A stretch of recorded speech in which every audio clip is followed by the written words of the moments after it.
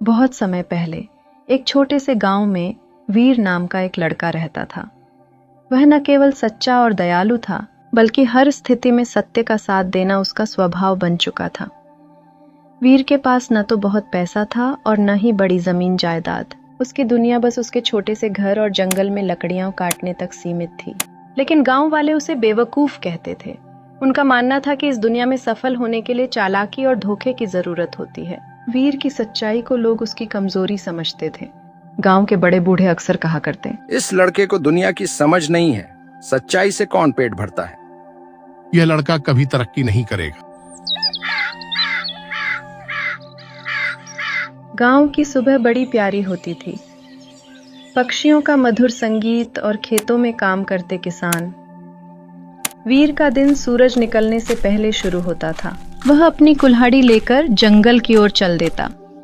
रास्ते में अक्सर वह दूसरे लोगों से मिलता, जो उसे देखकर हंसते हुए कहते, वीर, तुम आज भी लकड़ियां ही काटने जा रहे हो, कुछ और क्यों नहीं करते? वीर जवाब देता, मेरे पास जो है वही मेरी पूंजी है। मेहनत करना मेरी ताकत है और सच्चाई मेरा साथी। वीर उसकी बातों को इग्नोर करके वहां से चला गया।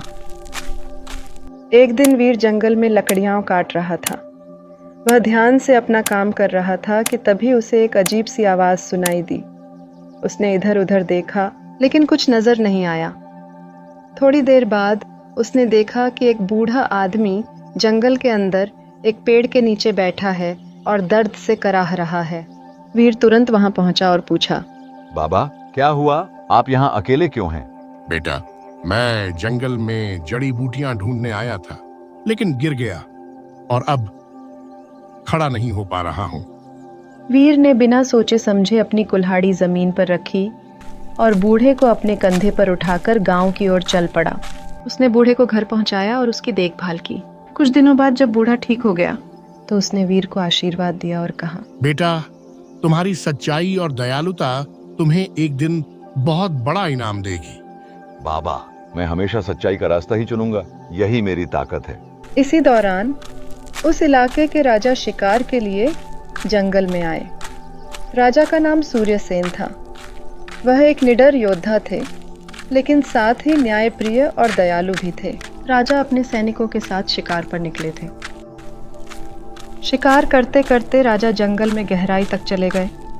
अचानक एक हिरण को देखते हुए उन्होंने घोड़े को तेज भगाया। हिरण तो भाग गया, लेकिन राजा अपने सैनिकों से बिछड़ गए। राजा ने इधर उधर देखा, लेकिन जंगल घना था और रास्ता समझ पाना मुश्किल था। दिन ढलने लगा और राजा को चिंता होने लगी। तभी उनकी नजर वीर पर पड़ी, जो लकड़ियां काट रहा था। हे युवक, क्या तुम मुझे इस जंगल से बाहर निकाल सकते हो?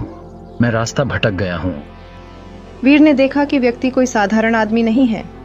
उनके कपड़े और स्वभाव से साफ पता चलता था कि वे कोई बड़ा व्यक्ति हैं।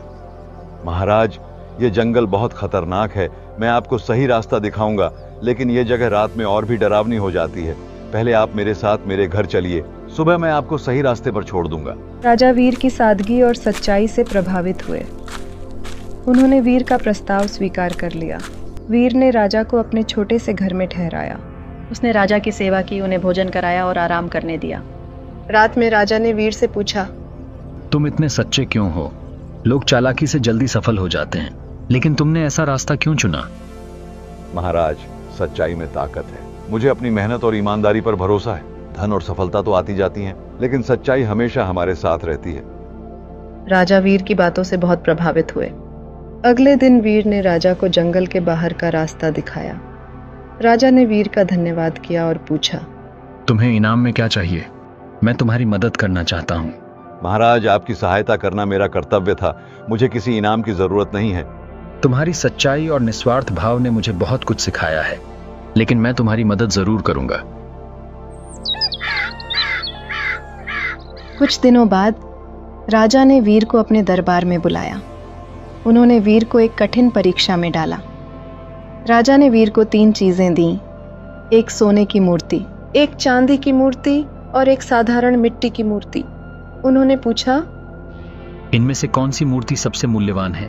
वीर ने तीनों मूर्तियों को ध्यान से देखा और कुछ देर सोचने के बाद कहा, महाराज, मिट्टी की मूर्ति सबसे मूल्यवान है। दरबार में सभी लोग हंसने लगे।